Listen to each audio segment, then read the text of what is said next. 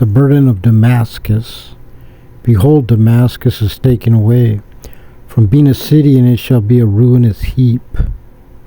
The cities of Arar are forsaken, they shall be for flocks which shall lie down, and none shall make them afraid.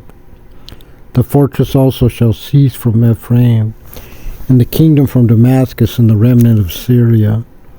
They shall be as the glory of the children of Israel, saith the Lord of hosts. And that day shall come to pass that the glory of Jacob shall be made thin, and the fatness of his flesh shall wax lean. And it shall be as when the harvestman gathereth the corn, and reapeth the ears with his arm, and it shall be as he that gathereth ears in the valley of Rephaim.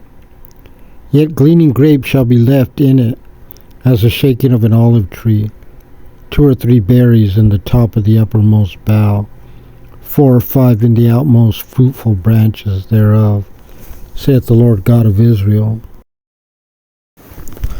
At that day shall a man look to his Maker, and his eyes shall have respect to the Holy One of Israel. He shall not look to the altars, the work of his hands, neither shall respect that which his fingers have made, either the groves or the images. In that day shall his strong cities be as a forsaken bough, and an uppermost branch which they left because of the children of Israel, and there shall be desolation.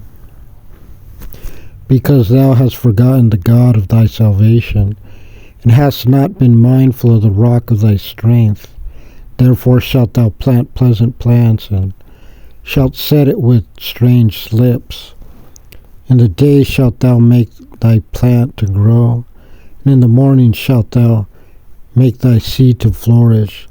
But the harvest shall be a heap in the day of grief and of desperate sorrow.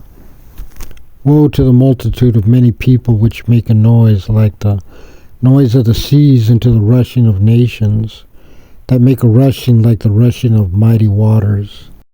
The nations shall rush like the rushing of many waters, but God shall rebuke them, and they shall flee far off, and shall be chased as the chaff of the mountains before the wind, like a rolling thing before the whirlwind. And behold, at eventide trouble, and before the morning he is not. This is the portion of them that spoil us, and the lot of them that rob us.